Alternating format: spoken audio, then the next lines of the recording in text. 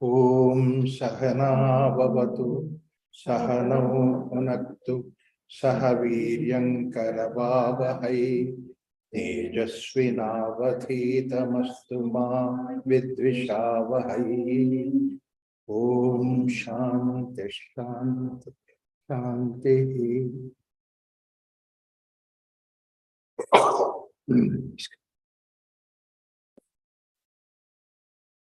By the time this Narada Sutra is written, already this yoga has been divided into these 4 streams of yoga. It looks like that in explicit way. First of all, we have these 2 different categories, that is Abhyasa, Vairagya. That has been there since beginning, but later on, Bhagavad Gita is the next text where they have classified into various types of yoga. That's what is Karma Yoga, Dhyana Yoga, etc. But according to the way that we see that, Vivekananda is one who mentioned that these 4 parts of yoga, the form of saying that you do either by work, worship, philosophy, psychic control. Work is Karma Yoga, worship is Bhakti Yoga, philosophy is Jnana Yoga, psychic control is Raja Yoga. And he mentioned all these 4. Not only that, he also gave talks on these 4 different streams of yoga, where books are also come. But so that means by that time already these 4 different streams were identified clearly. So even Narada Bhakti Sutra also takes into account these 4 streams of yoga. And similar kind of a statement is also there in Bhagavad Gita. And it's very beautiful. And also it is very similar kind of a thing is given in the Bhakti Yoga chapter of Bhagavad Gita. 12th chapter, 12th shloka also similarly gives the same idea. And that is the sutra today. Excuse me. Satu karma jnana yogya yogo api adhikataraha. That means this sadhu, this bhakti yoga is adhikataraha. That is, it's much more than karma, jnana, yoga paths. These 4 paths he has specially mentioned. So to karma, jnana, yoga pi adhikataraha. The reason why he says that is it is phalarupatvat. The fruit is there in this itself. In this particular path, the fruit is also there, phalarupatvat. And next to sutra, he mentions. Which sutra now we are talking? Little different. He says, Ishwarasyapi abhimana dveshitvat dainya priyatvacha. So it seems that this is something which is to support that earlier argument that he tries to give this. So let's try to look into these sutras. Actually, in the path of yoga, there is nothing like comparison. Especially, Narada is not going to try to compare one with the other. Apples are better than orange, orange is better than this. This is not there in the path of yoga. But in spite of it, authors will give that idea just to inspire people. And that's why I said in Bhagavad Gita also, Krishna, when he talks about Karma Yoga, he extols about Karma Yoga. When he talks about Jnana Yoga, this is Nahi Jnana Satrisham Pavitram. There is nothing which is greater than Jnana, he says. Like that, he tries to emphasize one particular thing over the other. Rather than taking literally, what we should take it is that how the author is inspired by particular yoga. So that is the basic idea. Here also, it's not the question of comparison. But the author has been inspired by that. There, in Bhagavad Gita, Krishna says, Shreyo hi jnanam abhyasat, jnana dhyanam visishyate, dhyana karma paratyagaha, tyagat shantir anantaram. So he gives the grades. Finally, it is a shanti which is much more important. And when he gives it in the 12th chapter, that means it must be with reference to Bhakti Yoga that he is trying to give us.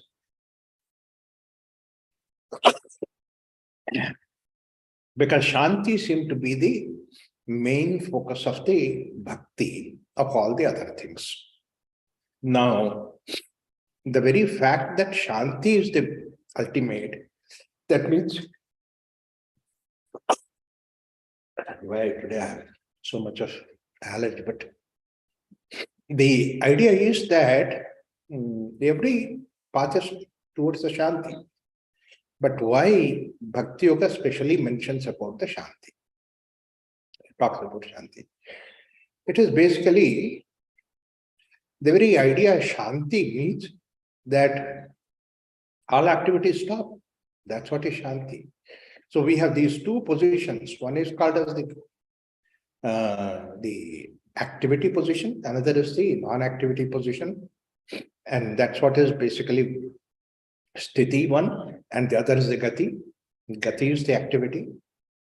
So and we see that when we talked about consciousness, other things and all that, we see that right up to the intellect, everything is for doing activity in the world outside. Because the contribution is to our world outside. Only thing is when you cross this intellect, then only bhavana world that you enter into. So there, that means to say, until the point that we reach intellect, we are still in the form of doing. Only when we go beyond that, it's a state of being. And it's directly taking you to the consciousness. That's the idea. So Bhakti refers to that. So in one sense, that all these paths should take you to that level where ultimately Shanti is the goal. Now, what happens before that is that you might get easily caught up by any other things in the world outside.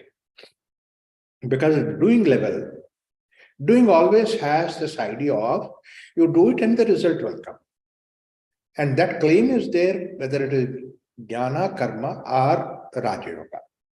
So all those things are the doing emphasized. Whereas bhakti, there is no emphasis of doing, it is just being, dissolve. I itself is dissolved. Where is the question of doing? So therefore, that in bhakti, that it is state of being rather than doing. You are in the state of being. There is no question of achievement. Because phala is there, then there is an achievement. And you are doing, then there is an achievement. Like, for example, that's what is the way that we can understand that a karma yogi says that the idea is that he has been involved in the karma, normally in the world outside, but suddenly he found out that the karma that he is not doing is not right. Therefore, he has to do the right kind of karma, which may be in the form of charity, which may be in the form of, various other aspects of it, in the form of the rituals, etc., etc. All those things that I do it so that at the end of it, I reach the goal. Whatever I'm doing is wrong. So correcting the doing is what is Karma Yoga. Similarly, Raja Yoga is that, look, that my understanding is wrong because I understood myself to be the body. I understood myself to be the prana. I understood myself to be the right kind of food, this, that, all these things.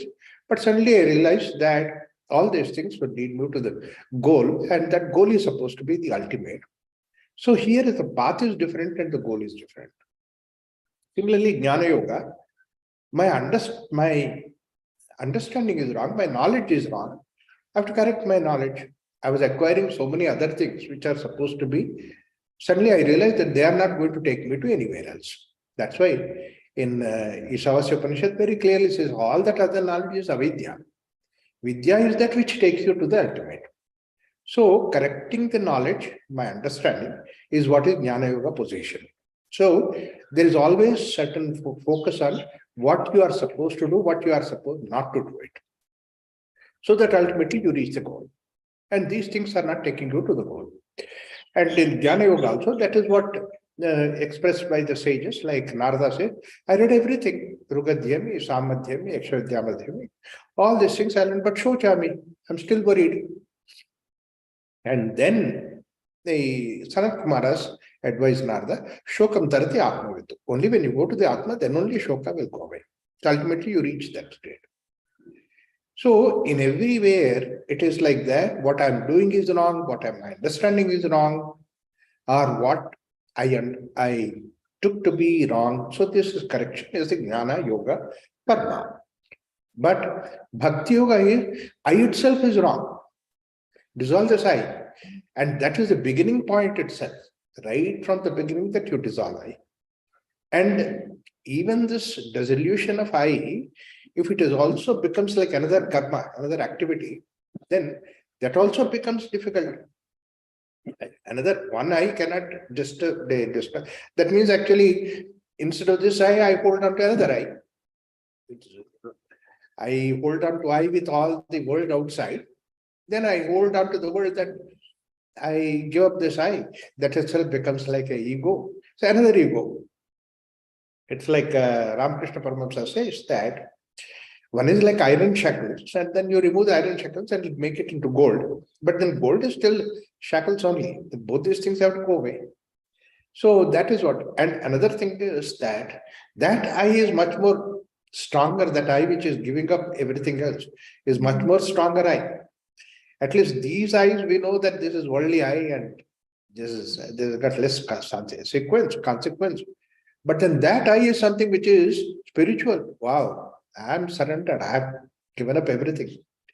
And that's what you can see in most of the people who have taken the sannyasa and all that. You can see that ego in that is so strong because ego of the material possession is simpler ego.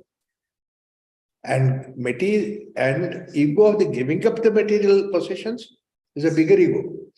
At least there's a possibility that you might lose, but that ego, there's no possibility to go away. Not only that, people will fall at your feet, and that's what you see, that big kings and all that, they follow sannyasis. They're great, wonderful.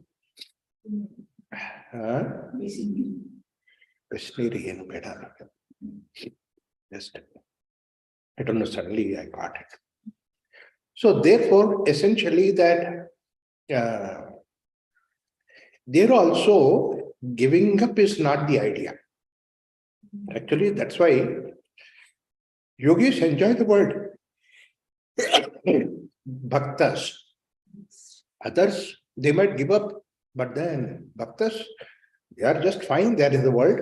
They don't have, see, why do you give up is that you find fault with the world outside.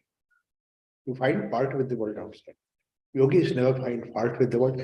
If I can find fault with the world outside, then where else can I see the divinity? You see, if I have to find the divinity, I have to find it here only. So therefore, this is something much more important than all other things. So in that sense, yogi is something, bhakta is something which is totally different. But you see, the question comes that at least there is a yardstick in the other paths that you do something that you get it.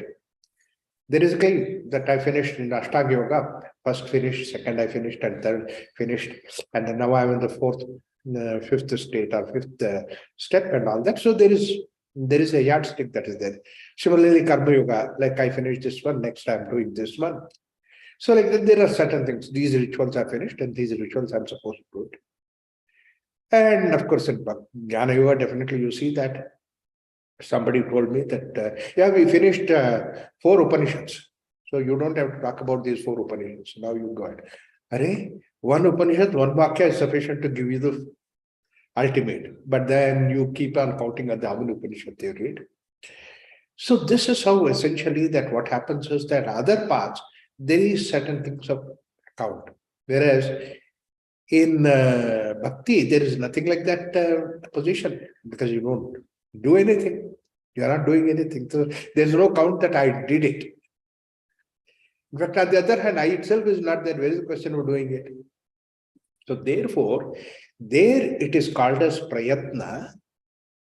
All the other techniques are called as prayatna, but here it is prasada.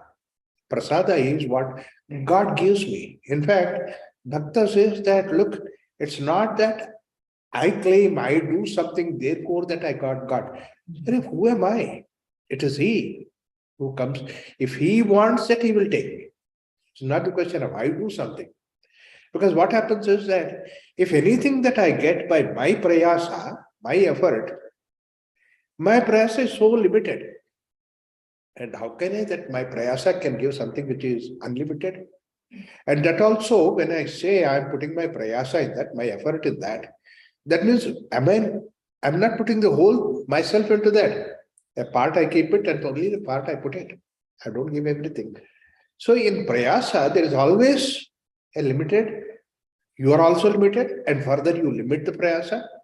So therefore, what you get is never bigger than you. What you can achieve by all these techniques is nothing bigger than you. Even the bigger thing that, look, for example, today, Aham Brahmasmi, I am saying that in the Jnana Yoga way, that Brahman is a limited Brahman. Your own imagination of Brahman, it's not the really Brahman. Where is the question of I am Brahman as a sadhana, as a way that I keep counting? What should happen is that the I dissolved, then I become Brahman. Then what happens is that I is not there. And that's what is the real sadhana.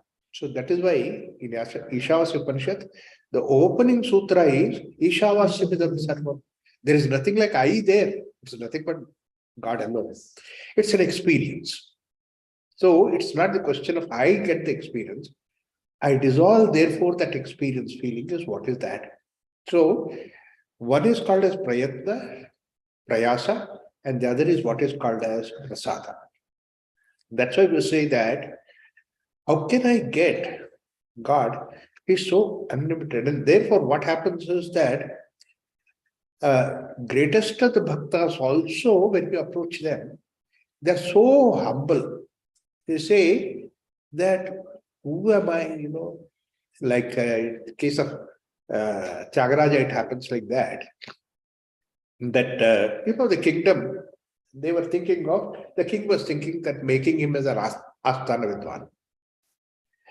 And the message comes to Tyagaraja that you will be appointed as a court, this thing, artist, something like that. Immediately Tyagaraja, who am I? I'm a simple pujari sitting in a temple doing my puja. I don't deserve all those things, but I don't know why king is thinking like that. Immediately rushes there to go to the king and tell him that please don't select me. I don't deserve that, because you see, I just keep singing. That's all.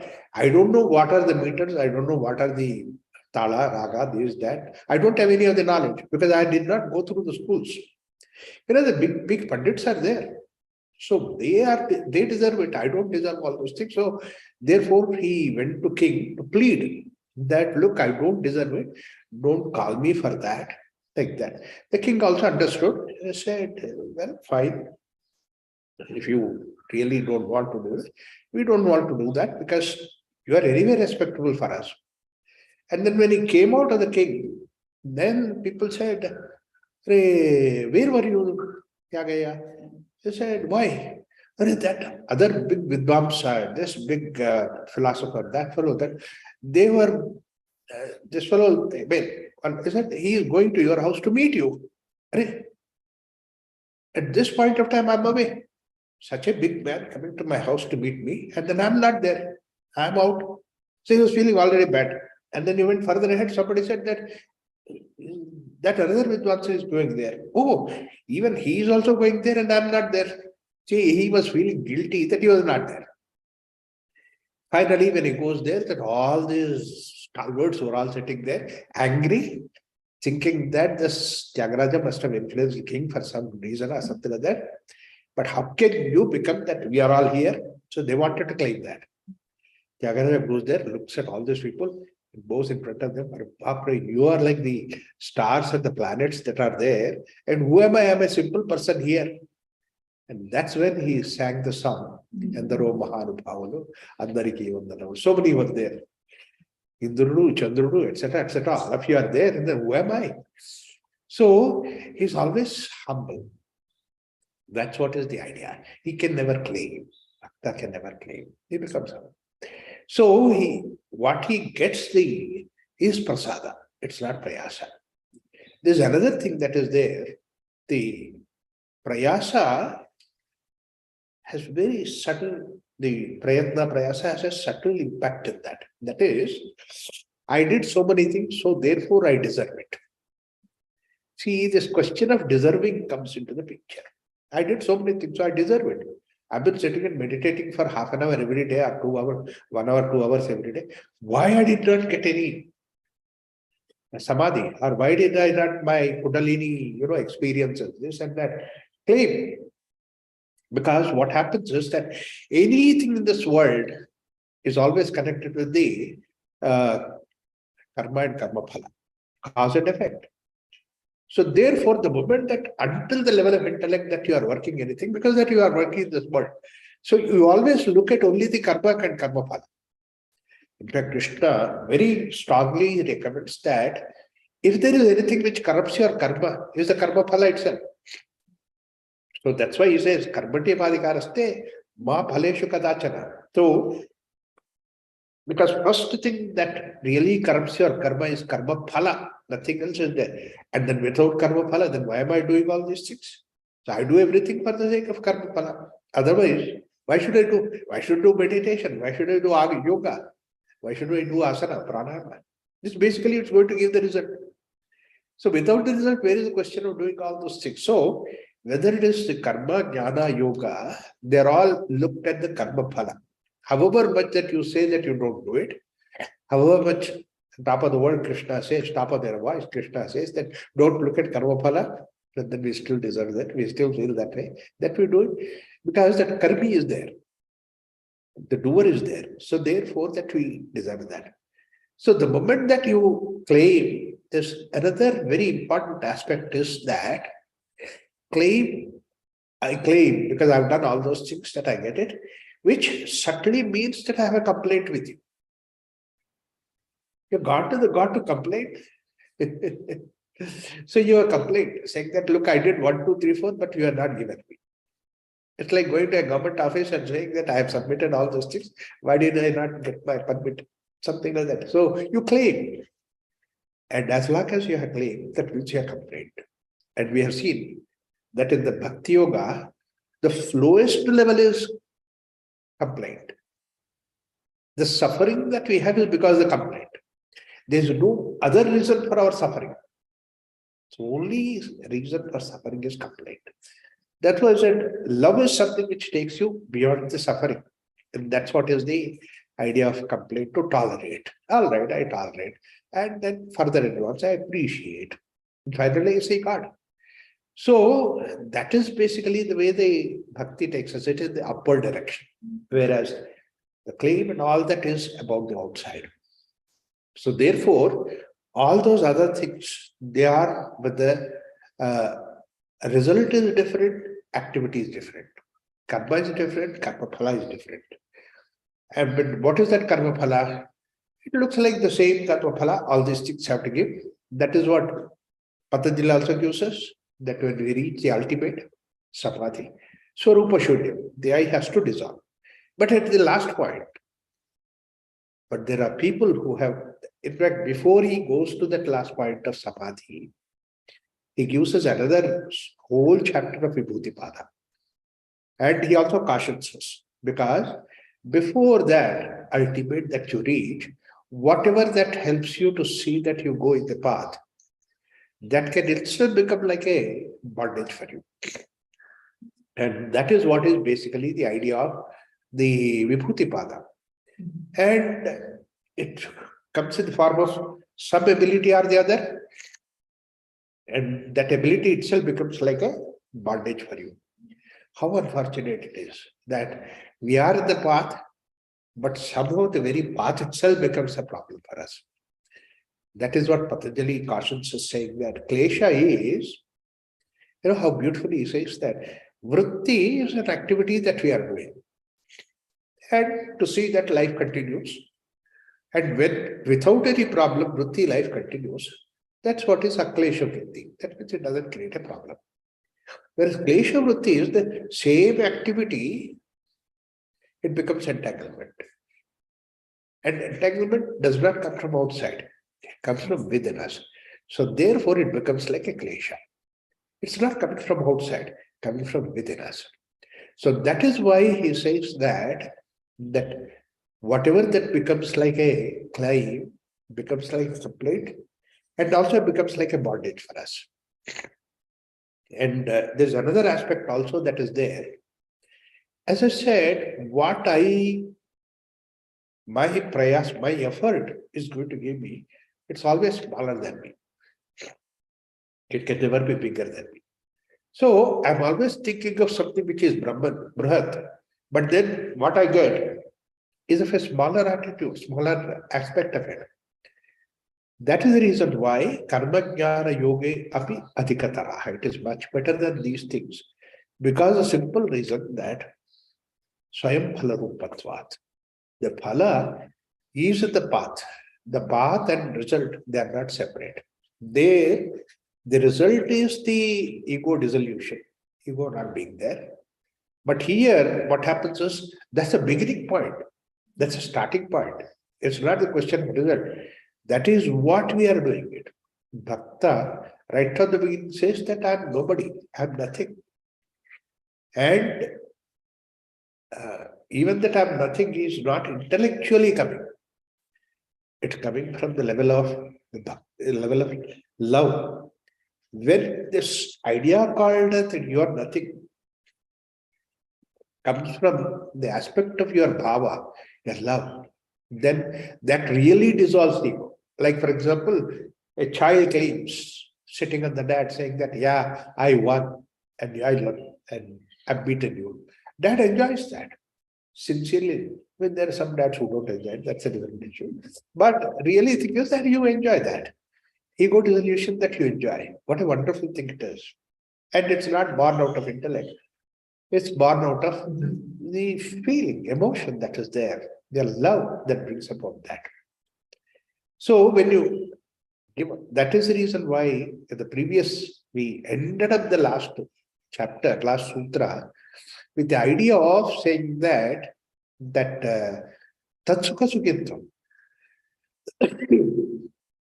That means to say, Nasti eva tasmin Tatsukha Sukhitam. That means to say, when that dissolution of ego doesn't happen, then I give and get happiness does not happen.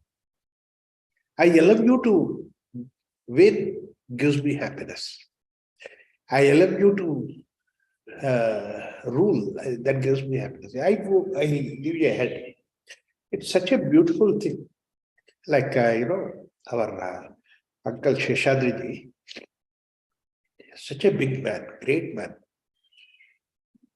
Genuinely, he was RSS chief, actually. So all that was there. And then there was some occasion that we both were there together.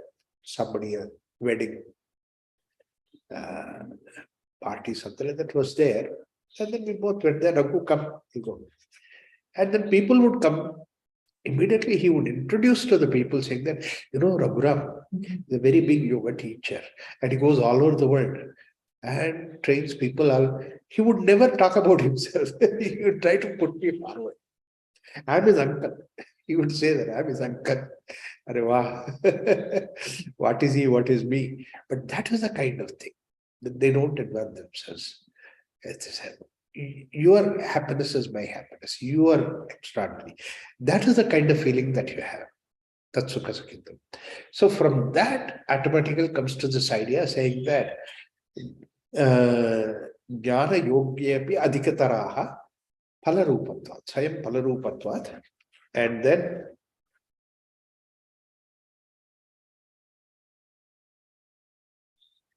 This another sutra is very interesting sutra that he gives, and that is Ishwarasyapi Abhimana Dveshitvat Dainya Priyatvacha.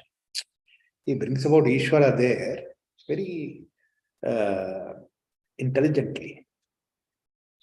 That means whatever the highest word divinity that is there, that's one aspect of it. But here also another thing that Ishvara is supposed to be an aspect within you free from karma, jnana, both these things are not there.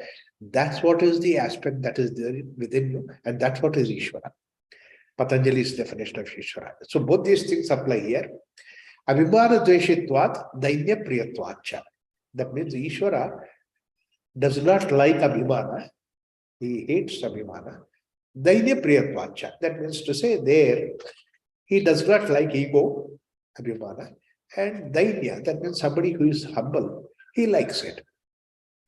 I mean, if he likes one, doesn't like one, then why did he create both? He could have created only Dainya everywhere. Why did he create Abhimana? That's not the sense. Ishvara does not have any particular thing. It's like the way sunlight does not depend upon, whether it is in the clean water lake, it reflects. Similarly, dirty water lake also it reflects. It doesn't have any reservations on that. God's love is also something like that. Ishwarasya, Abhimana, Dveshitva, Dainya Pritva. He doesn't have any discrimination. But in what way it is different, when you look at it, it is like this, that if you close your doors and windows, sun will not enter into. Sun is there, shining for everybody, but sun does not disturb you. Just because that I am there, so therefore I knock on the door to open you, does not happen. Sun waits outside. Whereas if you open your door, he comes inside. It's up to you whether you open the door or not.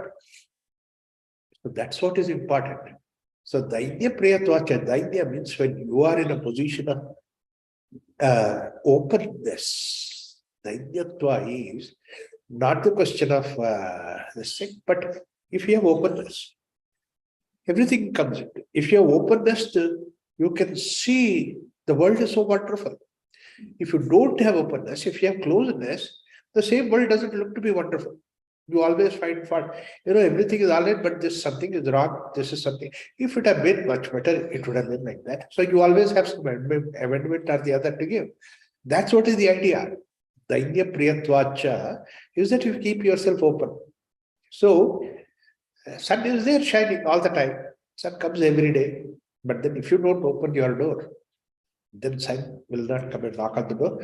Because what happens is that when you closed yourself down, that means to say, when you have put yourself there as at the pedestal.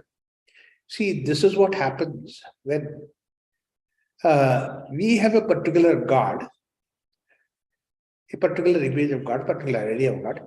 Now, it is not a question of God is important. Very often what happens is, my image of God, my imagination of God, that's much more important than God itself. In which case, that you can't see God everywhere. You see, it's your image that you're looking for. That's why we have such a beautiful story that Tulsidas, Krishna came in front of Tulsidas, and then Tulsidas said, and he said, I'm Vishnu. The same Nama was there earlier, I'm the same Vishnu, Krishna. And then forget about it, you come with the bird arrow, then only I will accept you. Because he's a Ram Bhakta. So Krishna went and came back in the bird arrow. Baba, at least can you accept, Yeah. That means to say, you dictate the God, not that God will dictate you.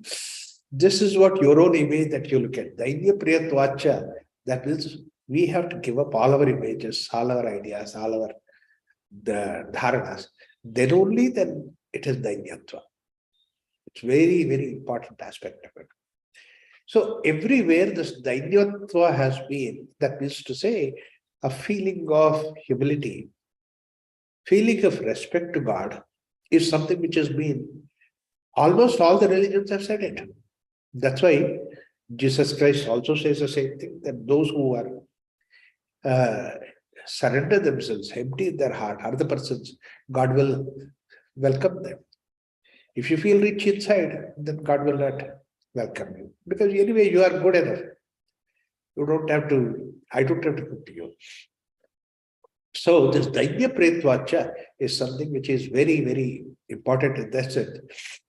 Dainya does not mean that you become helpless and no, you still do the work, you still the same, manage everything in the world outside.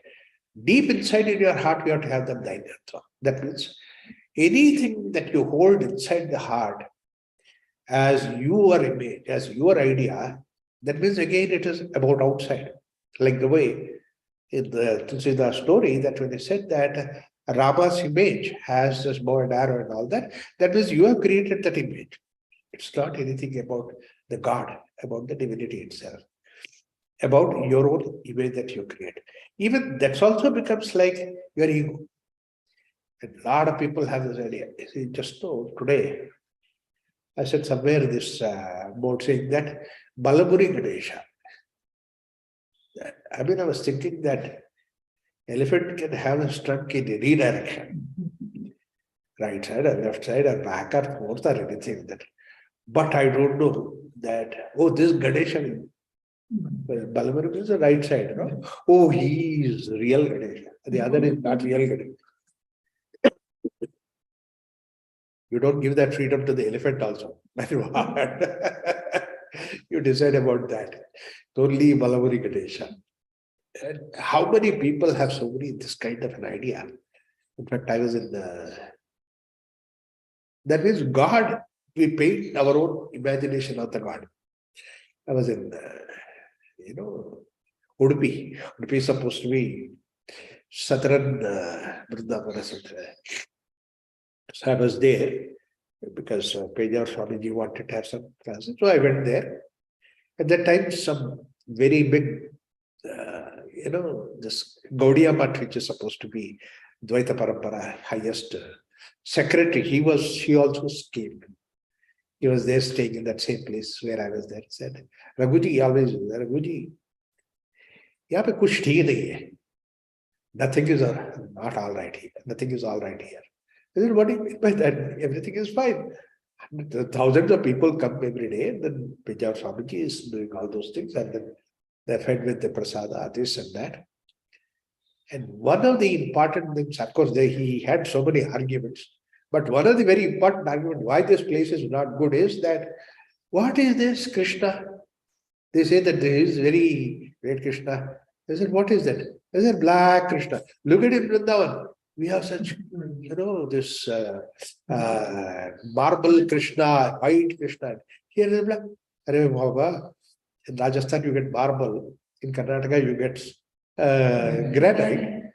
Then the granite is so beautiful. This is not Krishna.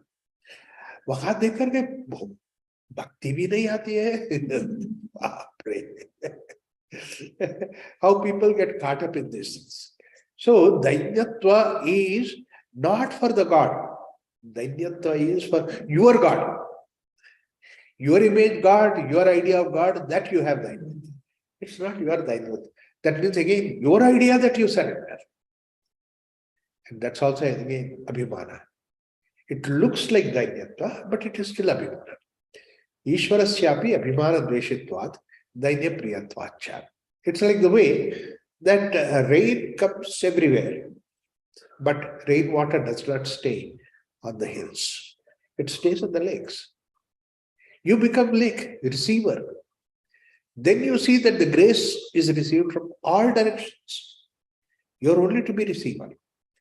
But if your ego is so strong like a hillock, then water does not stay there. It just flows down. So how much that we carry ourselves with that, Dainyatva is something which is extraordinary. And people, you see, particularly in the spiritual field, it is something which is very important because the, possession gives you ego. You claim the possessions, whatever that you have. But giving it the possessions, it becomes ego. How can you remove that? How can you take out that? So I've given up all these things. Not only that they have it, the followers also, they carry that kind of thing. Like, for example, the Buddha has given up his kingdom to go and do the meditation. The same way Mahavir also gave up his kingdom. And Mahavir was a small little Jagir and all that. Probably they did not mind what they gave up.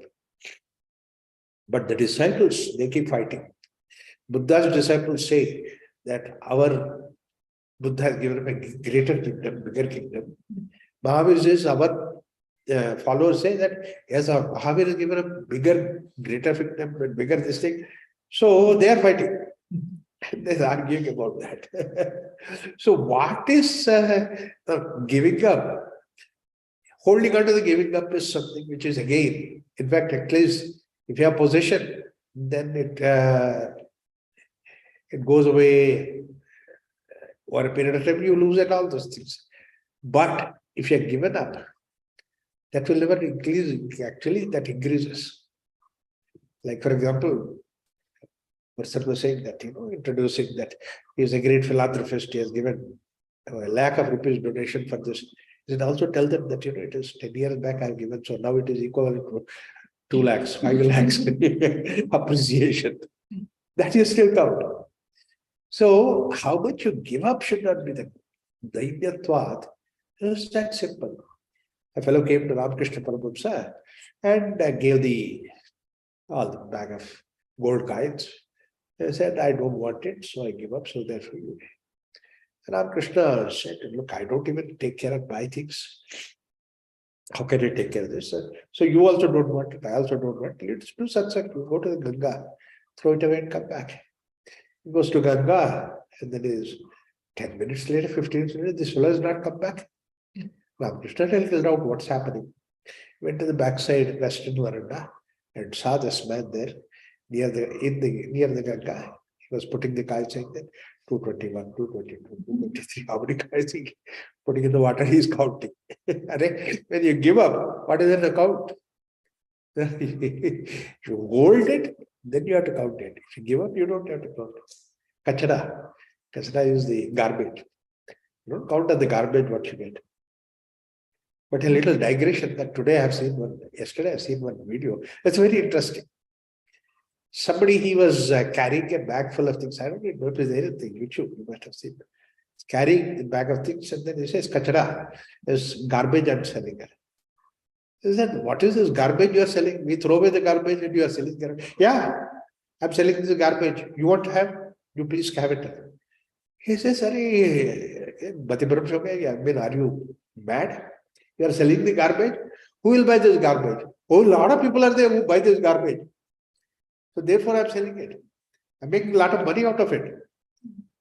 Hey, don't tell me all those things. What kind of garbage? I want both. Wet garbage, dry garbage, everything. Wet garbage, dry garbage, everything I have got. So I'm selling it. I said, you just can't believe this. Yeah, I have all those things. You want to see garbage? I'll show you. And then he took the bag out and then took out from the bag a Coca-Cola bottle and some burger, this thing, and said, this is all the garbage. Coca-Cola is the wet garbage, and Burger King is the dry garbage, and all the people buy this. It's all garbage. Wow. First time that I came across this, people pay so much money for this garbage. My God. So when did you start this business? I don't think, you are a person who is a garbage collector, but I think you must be doing some business. Yeah, I was a software engineer. I was working in US and all those things earlier. And then I came back to India because now the real story comes. Because doctors diagnosed I have cancer. And I found out my cancer is because I drank all these things. I took all this food. And they said, there's no hope in your life. In the next 6 months, you will kick off. Then I said, what do I do for the 6 months? Let me take up this business. And what is this business? I educate people. This is all garbage. And today I'm suffering from cancer because of these things. It's my own personal experience I'm giving you. So this is what is garbage. What a wonderful message. In about 5 minutes, somebody gives that kind of message. This is what is the thing. So, becoming humble is that Dainya Priyatvacha. Ishwarasyapi Abhimana Dveshitvat Dainya Priyatvacha. The thing is, now the second aspect is much more important. Ishvara there is Klesha Karma Vipakashehi Parabhushta Purusha Vishesha. Vishesha Purusha, that is extraordinary Purusha. Within us, that's what Patanjali says. And who is that Purusha? He does not have any attachment, Klesha Karma, they're all outside. Have nothing from the outside holding on to me. Free from that. And this is what is Klesha Karma Vipaka. Ishvara. So Ishvara, Abhimana Dveshitvat. The moment that you have Abhimana, that is to say ego, ego keeps you outside. You look at your ego, it's all about the world outside, nothing about inside. Only thing which can take you to Dainyatva is when you give up all those things, you are the self. You are the self. You are the Brahman. You don't need anything from outside to identify yourself with. All other things which are there in the outside, they are there, fine. You can be using that. Outside, I have a father, outside I have a teacher, outside I have this, I have a house, I have this. All those things are there. But they are all outside of me. Again, Ramakrishna's example is so beautiful that two people come to Ramakrishna Paramahamsa from Calcutta. So Mother Purush Ramakrishna makes them to come inside and sit down. They sat down and they're looking around. Ramakrishna said, you come to ask them questions and all that. You came from Calcutta? Yeah, we came from Calcutta. Oh, like this. So, okay, then you came to ask some questions. Yeah, are you, people call you Paramahamsa? Yeah, people call this as Paramahamsa, but that alone. That's an apart. I think that, but you ask some questions because people come here to question. So you can ask me. But then they did not ask, they were looking around. The question, what is that you are looking around? I said, people call you Paramahamsa, but we see that you have a nice cot here, nice room here, and your clothes are, yeah, I love to wear nice clothes. And you have all this. Not only that, I have a wife also. She prepares nice food for me. I like her. What? You are a wife also? Paramahamsa. Yeah.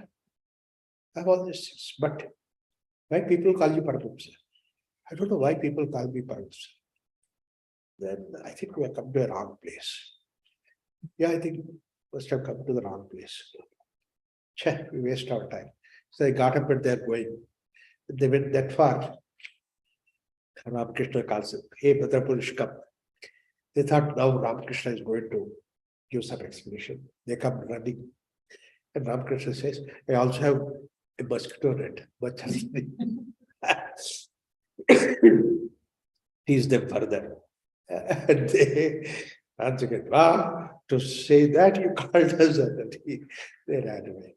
Ramakrishna was sharing with his disciples how people are ignorant. What they have, what outside is there, that's what they see. What's there inside there. And if they come here as a Paramahamsa, they could have clarified so many things that are there. But then later on that, rather than that, they looked at outside. This is what it is. Dainyatva is something where you are in yourself. This is a very important statement because basically often people think Dainyatva is lack of self-confidence, lack of self-strength.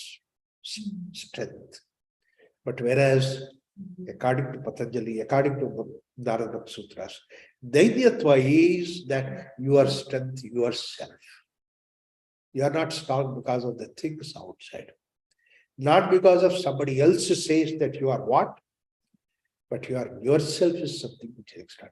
The whole world might say that you are not useful. So Just close your eyes. was also there. Your Ashraya. Yeah. Just close to yourself and see that, yeah, I am what I am. I am the Brahman. And that I am nothing but the Brahman itself. This is what is Ishwarasyapi Abhimana Dveshitvat Daidya Priyatvacha. Such a beautiful statement that he brings about. So, this is what in the case of, that is why I said that all the other paths are the prayatna, prayasa, whereas bhakti is prasada. And that's why bhakti, we say that it is, you bow in front, you do, pranipata, then you fall. So easy. Whereas for others, the very fact that they have something or the other comes in the way of surrender. They can't surrender.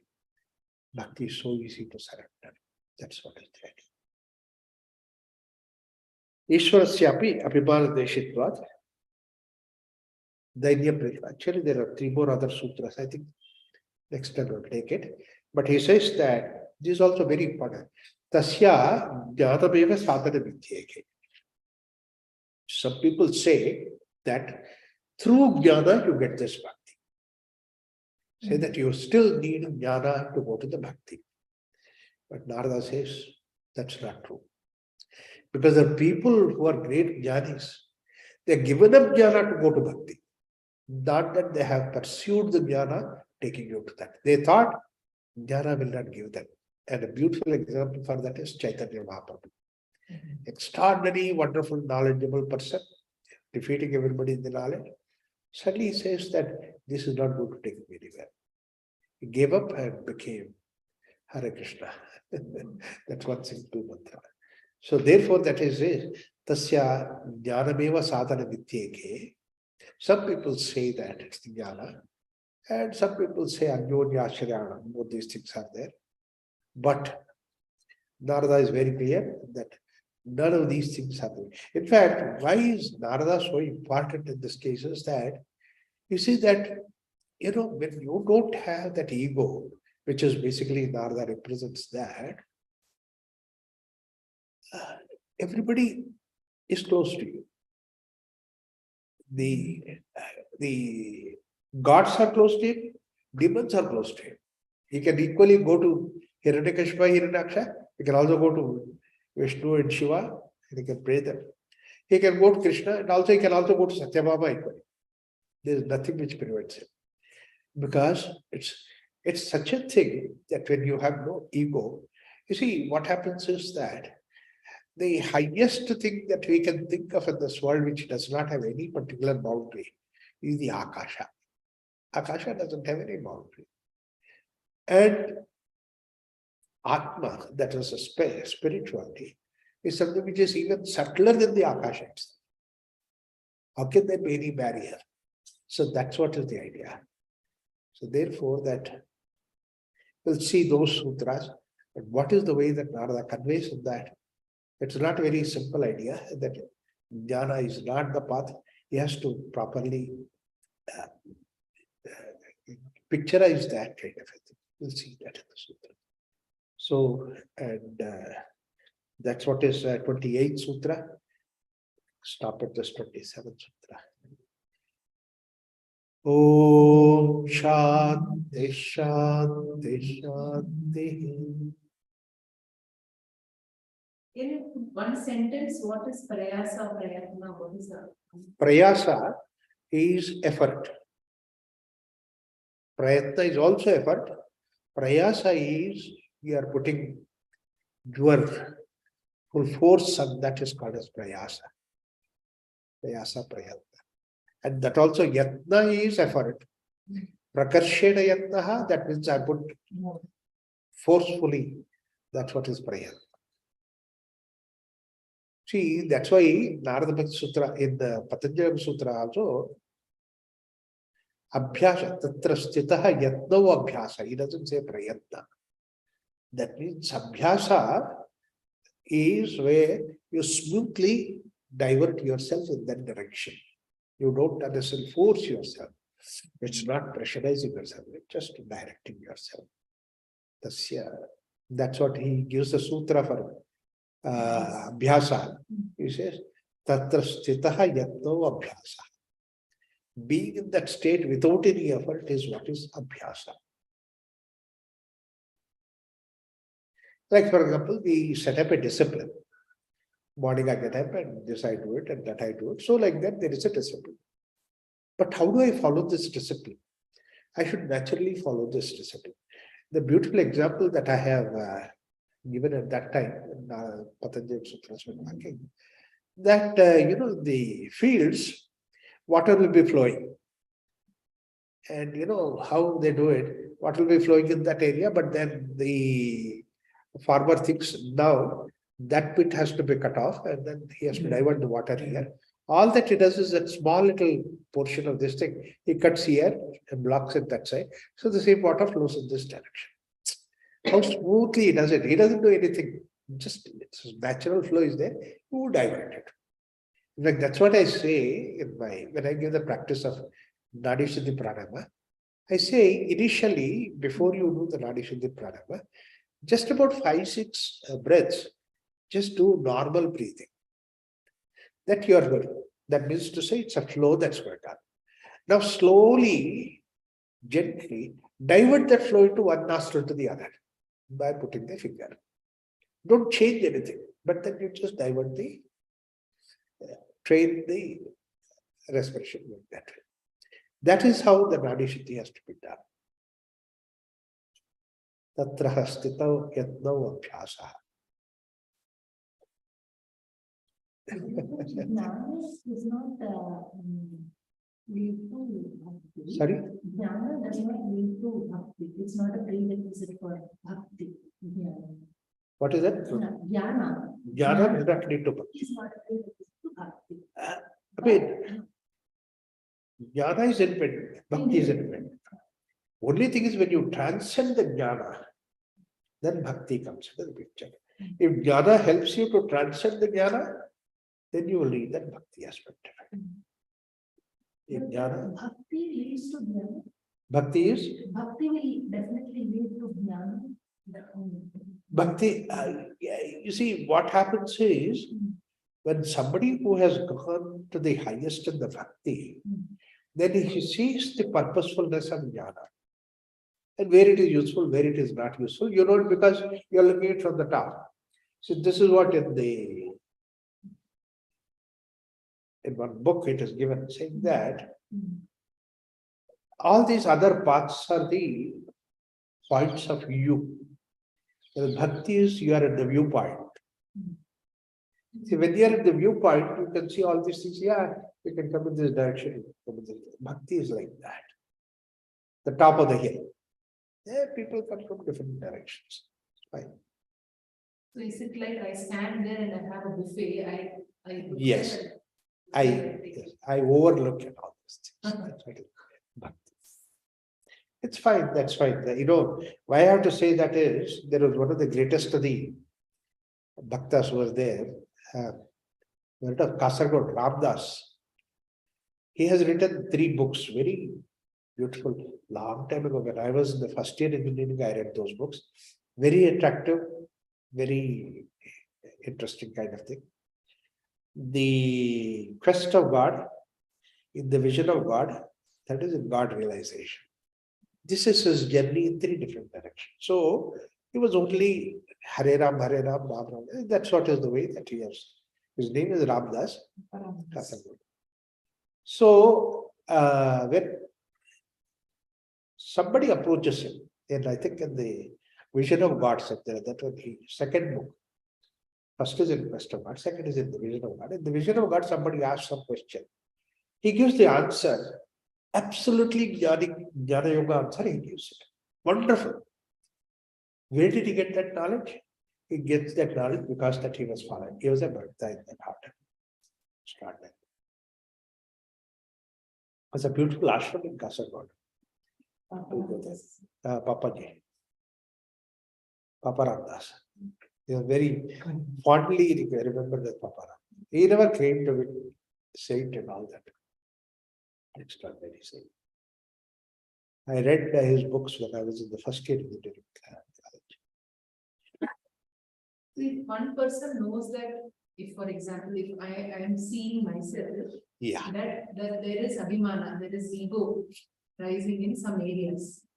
So then what should, Don't, see, that's, if somebody looks at himself or herself, develops abhimana, that means to say ego, how to handle it. So how to handle it? First thing is the moment that you know that your abhimana, your ego, is because of the outside. Outside only has cause. That's why I said that right up to the intellect, it is cause and effect connection. Your abhimana is based on cause.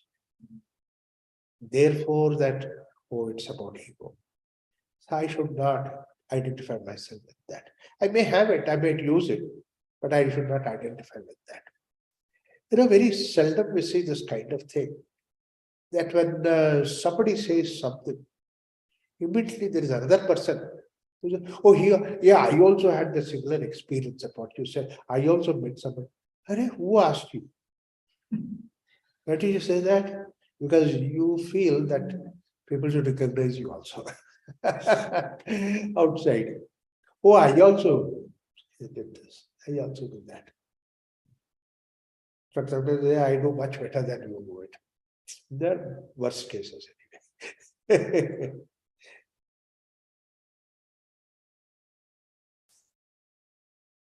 recently, I want to share, Raghuramji.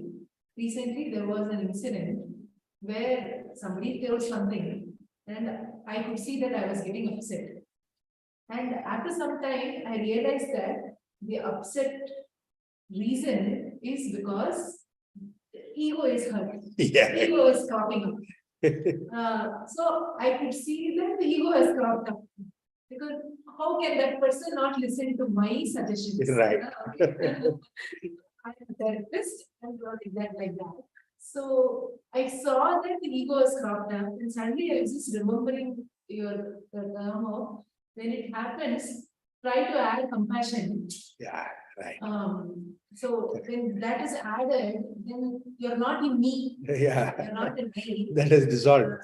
Because it's not about me here, it is about the other persons saying their problems. And it is not about that you are not understanding. Yes. When that paradigm shift happened, Right. it kind of changed it. Yeah. Yes. You have taken the position of this Maitri Karuna Bhaktazam. That's what is the thing. It becomes easy. It gives a shift to the whole perception. How did Ramakrishna Paramahamsa, who gave why is Paramahamsa? Paramahamsa is, often people give a connotation, Paramahamsa means who can separate the milk and water. See, when you mix the milk and water together, that means to say it's parabolic. It is a what is that? Just understand. But actually, anywhere that is good and bad is mixed, are some things which are like that. He can easily discriminate these two things like that idea. But not only that much, but it is much more than that, in my feeling. When you give Paramahamsa, the Hamsa, mix water and milk together and give it, just drinks only the milk out of it and leaves the water behind. It still takes the milk. You see, other than that, how can it separate? Just you mix it in a bowl and keep it. How can they separate it? Because they're in the same bowl. The only way that it can separate it is takes the milk and then leaves the water behind. So whatever that is there in the world, what is useful is milk. You take it and go ahead. That's what is Paramahamsa. Yeah, world has so many things that are there. You don't need it. Hamsa is a kalpanik. You say kalpanik, that means to say it imaginary.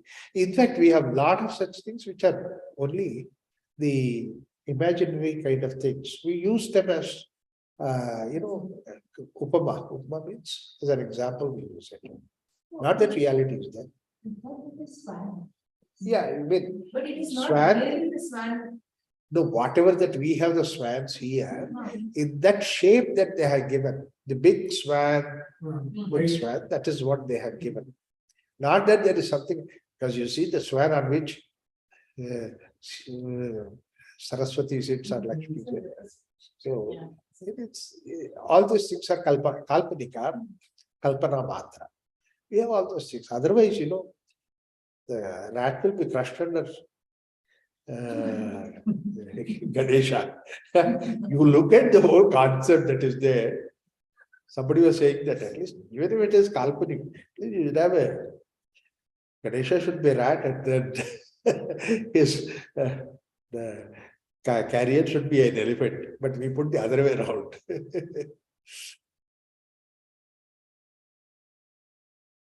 I'll open it there, Raghuramji, and see Yeah. if anyone has any questions. If anyone has any questions, please post or, oh, somebody has asked many questions. Oh my God. Okay. Wow. Okay. Can we boldly make a statement that bhakti is the ultimate yoga? Absolutely true. Not only the ultimate yoga, but that's the only yoga. Is anyone else want to ask any raising hands? I'm going to check the internet. Okay, nobody's asked there. So it's bhakti is the ultimate goal. Yeah, Or ultimate, path, karma, jnana. anything culminates into bhakti. That So is culminates. because bhakti, you see, ultimately goal of yoga is to go from doing to being. Other parts are the doing. Bhakti is being. The doing can happen only when the ego is there. Ego dissolves, there is no more doing. I have a small doubt. Raghuramji. You said that jnana is like bhakti is more than jnana, even with jnana, because it's Yeah. like something you're doing. Right. Is it relative bhakti, relative jnana? The jnana of outside world? That's why I said that we should not take it that way as a comparison kind of a thing. So jnana is the whole knowledge. Jnana, here the jnana as a yoga. Jnana yoga he's talking about. He's comparing about jnana yoga. Raj Yoga, Karma Yoga, Jnana Yoga, like that. We have evidences where people followed the jnana for the ultimate, it's not for the sake of knowledge, but then there's taken jnana for the sake of ultimate. So yes, and that's why I said this Bhagavad Gita shloka becomes very important. That's why I said at the beginning itself. Shanti you cannot get with the help of just jnana. And through Jnana Yoga, you want to go to the Shanti. This is that it has to culminate into Shanti. Then only Jnana Yoga is the true Jnana Yoga. That's the idea. So this Janaka Rishi, he was a Jnani. Raj Rishi. Right. So he was also very much devoted also, is it? You see, these are the Janaka Ashvalayana, these are all the examples for ultimate in the Jnana Yoga.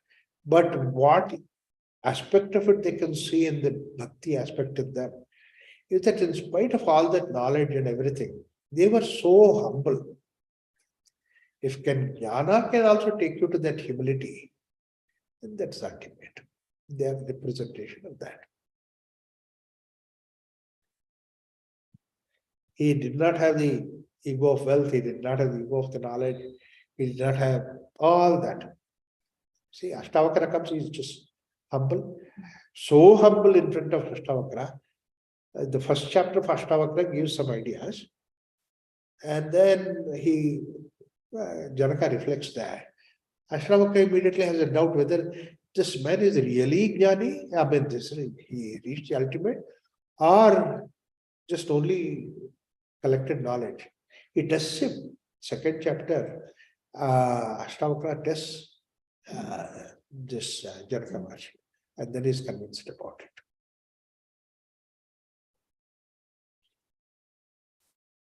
Second chapter of what? Second chapter of Ashtavakra Samhita. Ashtavakra Gita or Ashtavakra Samhita, they say, which has got around 12 chapters or 18 chapters are there. So second chapter is a test Ashtavakra gives to Janaka. A question. Sorry? Same, that Yeah. person. So the Vishwamitra's transformation is also from Jnana to the Bhakti side, is it? Yes.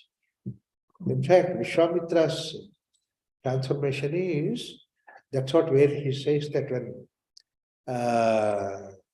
Vasishta's ashrama he goes, and look at the way that he looks at that Vasishta. See, what happens is that he goes to Vasishta's ashrama, wanted to become Brahmarshi. Vasishta, every time he goes there, he calls him as Rajarshi, welcome. He gets annoyed. He said, the whole world calls me Brahmarshi, and you don't want to call me Brahmarshi. Becomes angry, because he wants to be called as Brahmarshi. And Vasishta is the one who has to call him Brahmarshi. It's angry. In that anger, Vasishta's son burnt. It happened second time, third time. The last little fellow is helping father. And then he also calls when he comes, welcome Rajarshi, Vishwamitra.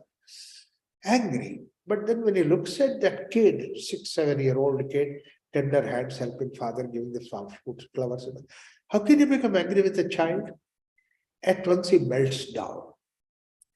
The moment love comes up, Vatsalya, when that comes up, when that power of love, Vatsalya, is so strong, so satisfying, immediately when that love comes, he says that he comes to the child, all the anger drops off. And then comes to the child, puts his hand on the child, says, Chiranjeevi Bhava. You see, other children he has burnt. Yes, Chiranjeevi Bhava, the same. And at that time, the dialogue that Vasishta Vishwamitra gets is, all right, if I don't become Brahmarshi, what is lost? That means in front of love, even Brahmarshitra becomes a piece of a straw. Unimportant. I don't have to shine by being a Brahmarshi. Because when he doesn't have to become Brahmarshi, then what is the purpose of being in Vishwamitra's Vasishta's ashrama? So he goes in front of Vasishta, okay, I'll take leave. He's turning back and then going back. When he's going back, then Vasishta, he calls Vishwamitra, Brahmarshi Vishwamitra, come here. That means what you don't get the Brahmarshitva, you get it by that one small stroke of love. That is the power. So before he was dependent on the name Brahmarishi. Name. Now the Ashrayatva happened. then he Yes. was- Moment when you are in the state of love, that becomes. If Brahmarshitva can become unimportant in case of love, how can anything be important in the world outside? Klesha, karma, all those things drop off.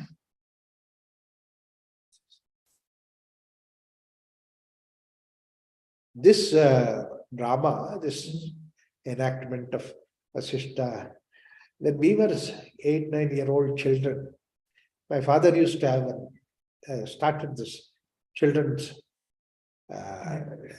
this thing, what is that, association in Balananda Sangam. So we were all part of it. Myself, my two our brothers, and then our classmates, friends, and all that. Every time we used to make some drama, something like that. So we did this drama, and then probably I was Vishwamitra in that drama, something like that. My brother, because if I remember, I don't remember what is the character that I did, but if I remember my character, those days I was hearty like Vishwamitra, my brother was peaceful like Vasishta. So that time we played that drama, it was so impressive, so extraordinarily impressive. I said, yeah. Then at that point of time itself that I had this, you had to become like Vasishta. Like, become like Vasishta. That is attraction.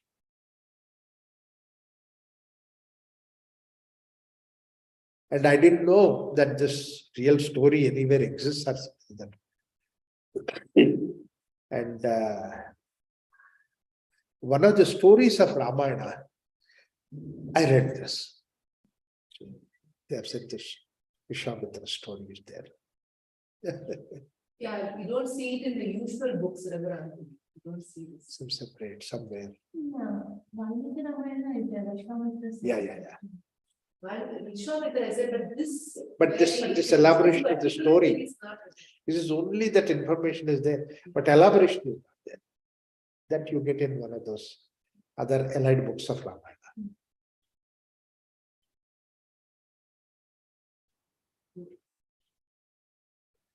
Okay, thank you.